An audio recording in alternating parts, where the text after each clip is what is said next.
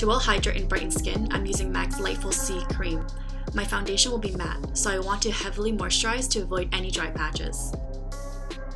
For my foundation to apply more evenly and to stay put, I'm applying Kat Von D's Lock-It Primer.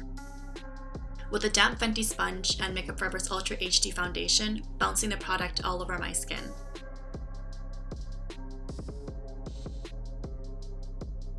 For concealer, Makeup Forever's Underpaint palette to correct, conceal, and brighten under my eyes and also the bridge of my nose. Remember to dab on the concealer and never aggressively swipe or drag. This will just pull on skin, giving an even application. Next, to mattify and set my skin, MAC translucent powder with Sigma F35. Apply all over skin, but focus more so on where you'll be drawing. This will ensure evenness. So set a little bit more generously on the T-zone area, middle of the forehead, and just where the dragon will be. The ink from our liners won't apply proper if our skin is too oily or too patchy. Therefore, it's important to set the powder evenly on our skin. Just like when you're sketching, you want the paper to be smooth throughout, not textured on one area or have a random water spot on another. We're skillfully applying the same concept, but on skin. Moving on to brows, using PEAR soap, a spritz of water, and a spoolie. I'm swirling the brush for about 7 seconds until it's almost dried down and not too watery. Then brushing my brow hairs into place and where I want the hairs to be set. Keep brushing until it dries down. This technique holds the shape and hairs down unbelievably well for the entire day. Now onto drawing brows. With Kat Von D Brush 70 and Anastasia Dip Brown Ebony, I'm warming up the product in the back of my hand and sharply tapering the brush. I'm then going to follow the natural shape and direction of my brows. Keep in mind where your brush first lands is usually where most of the pigment will go, so avoid starting at the very front of the brow. To define the nose, MAC 275 brush and MAC Shadow in Omega. Drawing 2 lines, one on either side of the bridge of my nose and rounding at the tip, with a light hand blending the sides in vertical sweeping motions. Moving on to the rest of contour, NARS Kabuki brush and MAC's Studio Fix sculpting palette. With a light hand starting from the middle of my ear and sweeping the shades towards the corner of my mouth. Following that line, brushing back and forth and slightly upwards. Using the same brush, moving along my hairline down to the sides of my temples and along my forehead, also along the jawline. Cleaning off the kabuki brush, applying the lighter shade in the palette to clean up right underneath the contour line. My lids get oily easily, so before moving on, I'm lightly dusting powder over my lids. With Kat Von D's No. 20 brush and Urban Decay's Threesome palette, sweeping blush and bronzer. Lightly layering over my cheeks. As well as taking that same bronzer, dusting on my forehead and underneath my jawline to add some warmth to my skin.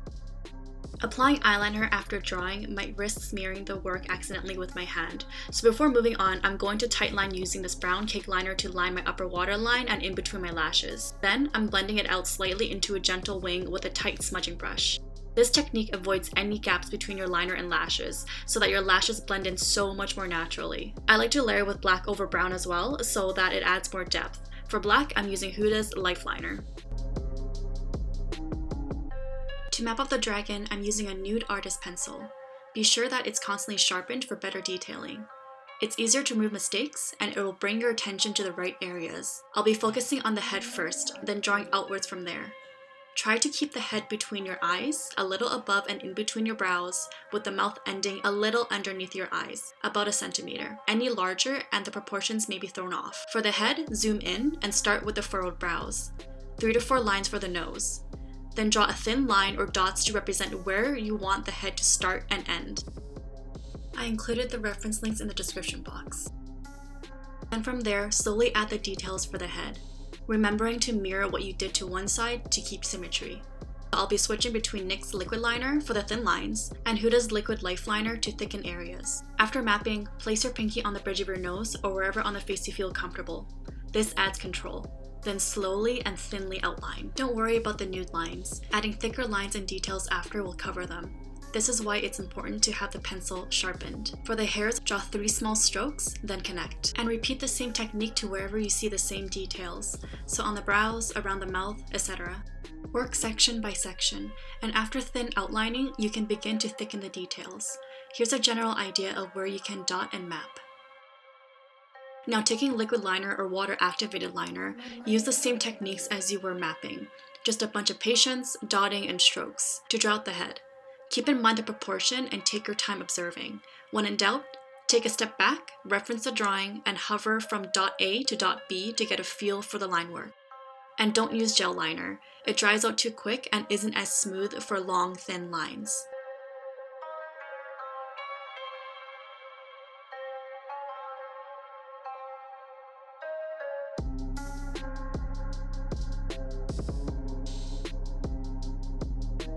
I'm keeping the reference up for you to follow along. When you're drawing, note that it doesn't exactly have to have the same details down to the T. Mine definitely is not like that at all. I got slightly messy, as I always do with the detailing. If you make any tiny errors, simply just use a sharp Q-tip and a tiny brush with a dab of concealer on it to clean it up.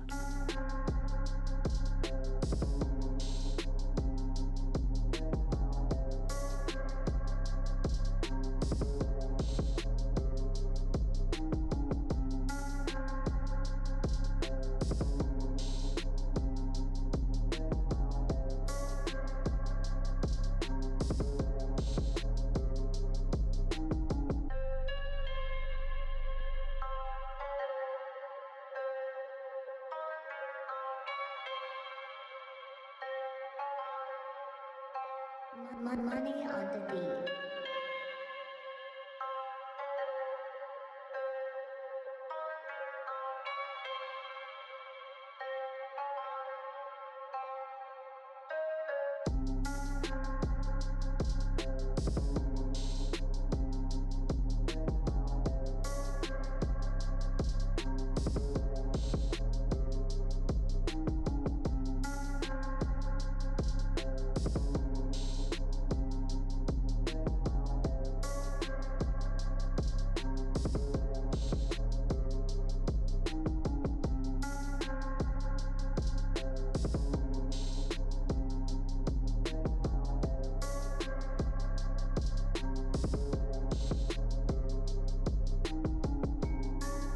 For the whiskers, I thought it would be cool if it went through the eyes. So looking straight ahead into the mirror, again, following the dots or lines to go through the eyes.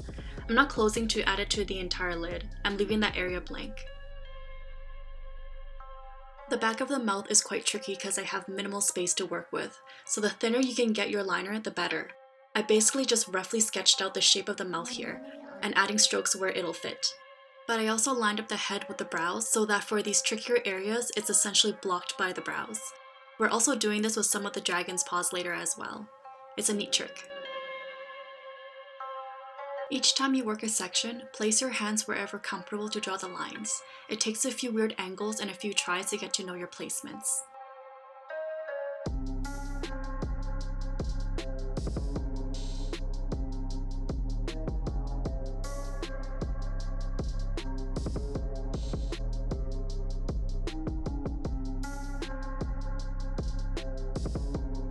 Now we're expanding out.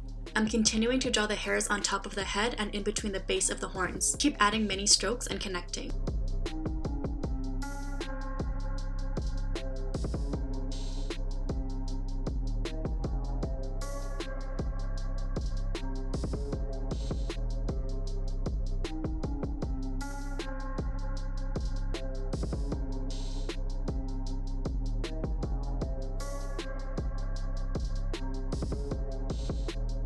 Then dotting the tip of the horns, connect to that. You can add all 4 horns. I just did 2 here. Finishing off the whiskers, I'm hovering and going with the flow of the lines. When you hover and follow the movement of the hairs, it looks more natural. After, begin to draw the mane. Notice that there's a direction and a flow with it. Focus on the directions. A tip is to do what you did with the head in the beginning. Mark where you want the entire mane to start and end all around. This will prevent you from drawing them too thin, too small, or too wide out of proportion.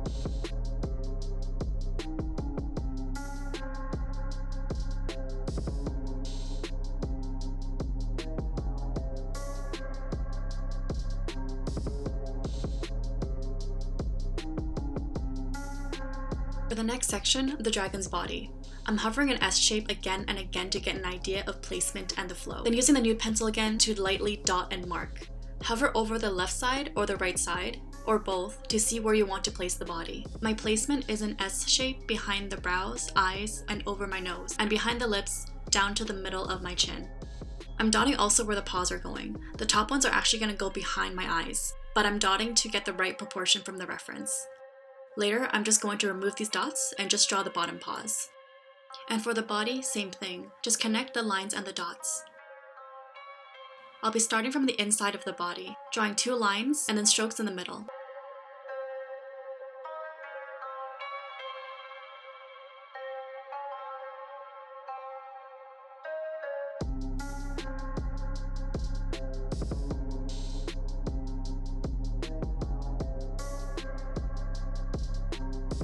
After drawing the thin lines, I'm then going to work on the back of the dragon, making waves of hairs and furs.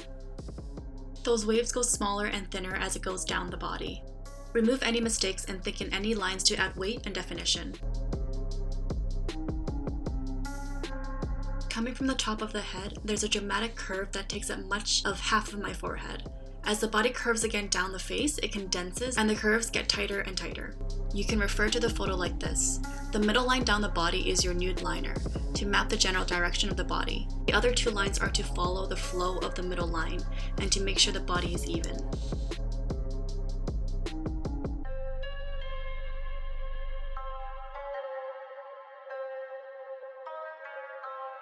I'm going to slightly speed up the drawing, but I don't want to cut out the process, just in case some of you guys want to see.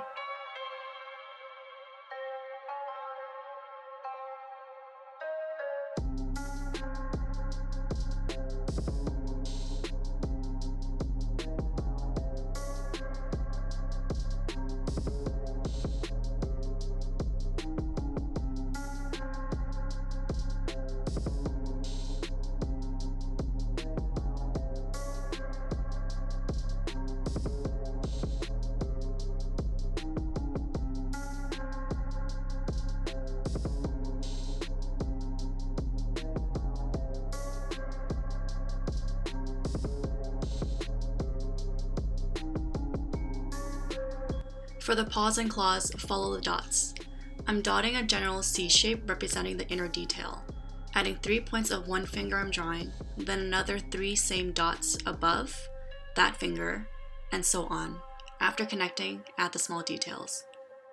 For the claws, the one above is going to be smaller because it's behind the one facing you. The one facing you is going to be drawn slightly bigger. For the claws, dot the tips of where you want them to end, then go from thick to a thin and sharp point.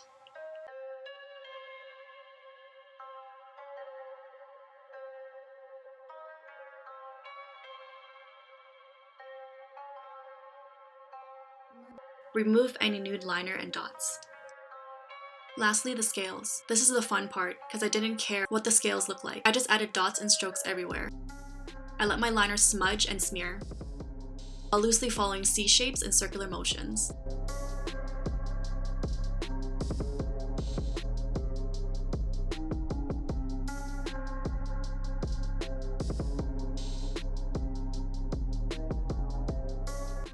Next, Velour Lash and Go liner and glue hybrid, and can't be tamed lashes. I'm thinly lining my lash line, then applying it to the lash band. I'm taking the lashes and moving it back and forth to loosen the band so that it bends and adheres to the shape of my eyes easily. To ensure there aren't any missed gaps, I'm using the Lash and Go in between my falsies and my lashes. Finally, for lips, I'm using MAC's Prep and Prime Lip Conditioner and MAC's Marrakesh with a Sigma E36 blending brush. Using the balm really helps flatten wrinkles, peeling skin, and chapped lips for a smooth application. I'm taking the lipstick and dabbing in the middle, and then using the brush to lightly blend it outwards. I'm repeating the same 2 steps until I get the desired pigment and blend.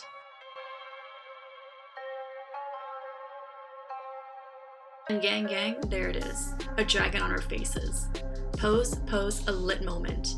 And I hope you got fully absorbed in makeup art today. Thanks for watching, my lovely creatives.